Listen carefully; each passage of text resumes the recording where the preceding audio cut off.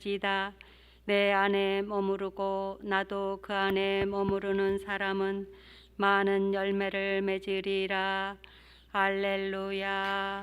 주님께서 여러분과 함께 또한 사제의 영과 함께 루카가 전한 거룩한 복음입니다. 주님 영광 받으소서. 그때에 예수님께서는 바리사이들에게서 하느님의 나라가 언제 오느냐는 질문을 받으시고 그들에게 대답하셨다. 하느님의 나라는 눈에 보이는 모습으로 오지 않는다. 또 보라 여기에 있다 또는 저기에 있다 하고 사람들이 말하지도 않을 것이다. 보라 하느님의 나라는 너희 가운데에 있다. 예수님께서 제자들에게 이르셨다. 너희가 사람의 아들의 날을 하루라도 보려고 갈망할 때가 오겠지만 보지 못할 것이다. 사람들이 너희에게 보라 저기에 계시다 또는 보라 여기에 계시다 할 것이다. 그러나 너희는 나서지도 말고 따라가지도 마라. 번개가 치면 하늘 이쪽 끝에서 하늘 저쪽 끝까지 비추는 것처럼 사람의 아들도 자기의 날에 그러할 것이다. 그러나 그는 먼저 많은 고난을 겪고 이 세대에게 배척을 받아야 한다. 주님의 말씀입니다. 그리스도님 찬미합니다. 평화를 빕니다. 평화를 빕니다. 오늘은 토요일 특전 미사 때보다 더 많은 신자분들이 미사에 참여하셨습니다. 아마 레지오 마리에를 한 달에 한 번 대면으로 하는 프레시디움이 있는데 오늘이 그날인 것 같습니다. 여러분들한테 그 목요일은 성모님에 대해서 특히 레지오 마리아에 대해서 많이 얘기를 하고 있습니다. 특별히 오늘은 봉헌이라는 가치를 좀 얘기를 하고 싶습니다. 성모님에 대해서 봉헌의 삶을 살아야 된다라고 처음으로 대두한 그 이론을 대두한 사람은 몽포르의 성 루도비코 마리아 성인입니다. 그분은 마치 예수님께 우리 삶을 헌신해야 되는 것처럼 성모님한테도 우리 삶을 봉헌해야 된다. 그리고 그 봉헌의 삶은 한 번의 기도나 한 번의 선행이 아니라 내가 생각하고 있는 온 정신 온 마음 그리고 과거의 것들과 미래의 것까지도 다 봉헌해야 된다 이런 말씀을 하셨습니다. 당시만 해도 예수님도 아닌데 삼위일체 하느님도 아닌데 어떻게 성모님한테 그런 신적인 가치를 부여하는가라고 많이들 의구심을 가졌는데 그 가치들이 한 300여 년 지나고 난 뒤에 1900년도 초반부터 봉헌의 삶에 대한 가치가 많이 부각되기 시작했습니다. 1919년도에 17년도에 성모 기사회도 콜베 성인께서 봉헌의 삶의 가치를 상당히 중요하게 여기셨고요. 또 1921년도에 생긴 레지오 마리아에 대해서도 또 교본의 봉헌의 삶에 대해서 상당히 강조하게 됩니다. 그리고 그 이후에 푸른 군대나 고피 신부님의 다락방 사제 운동도 그런 봉헌의 얘기를 많이 합니다.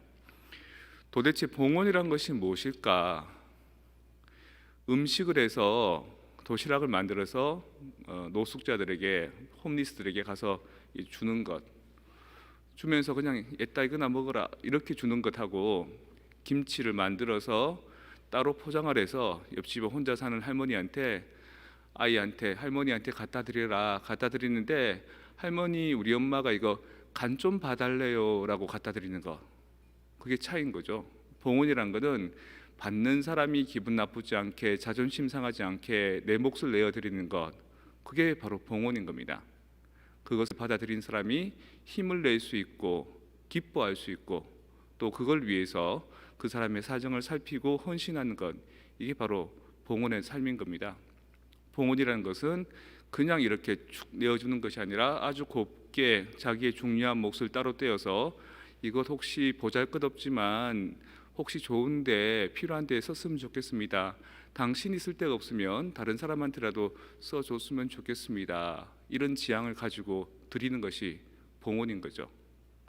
우리 레지오 마리의 단원들은 우리 기도의 삶을 봉헌합니다. 그리고 우리 활동을 봉헌하고요. 우리의 생각과 또 의지들을 봉헌합니다.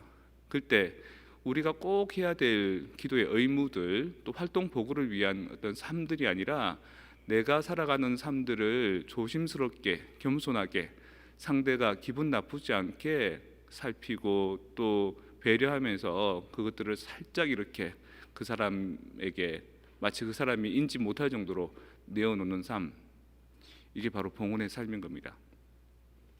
우리는 오늘도 레조 마리아의 주회를 통해서 함께 기도하고 함께 활동했던 삶을 나누고 또 무엇을 해야 될지 어떤 이 계획들을 잡게 됩니다.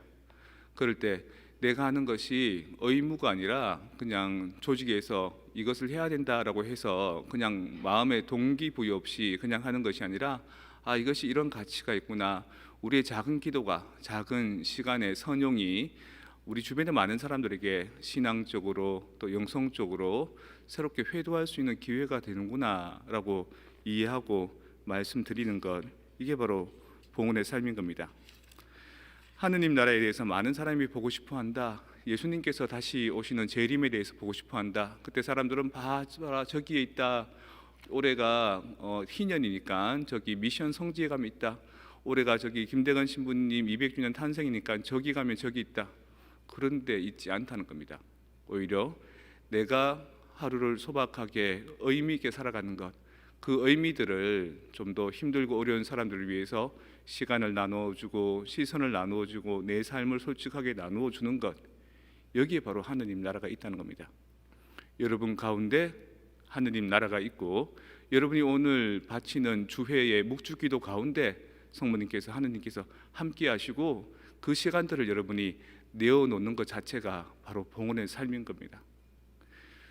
줌이라는 문명의 이 길을 통해서 우리는 끊임없이 기도하고요. 또 일부 많은 프레시디움들은 이제 대면으로 시간을 내어서 한 공간에서 기도를 합니다. 그럴 때마다 많이 불편하죠.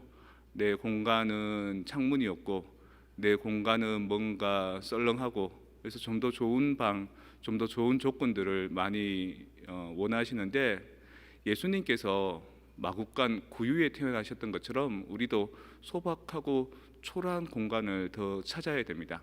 그 안에서 우리가 바치는 기도가, 우리가 바치는 마음의 모음이 하나님께 봉헌이 되고 성모님께 봉헌이 되고 우리의 기도와 활동을 통해서 우리 본당 교우들과 이웃들에게 좋은 밑거름이 되어주는 것, 이게 바로 봉헌의 삶입니다.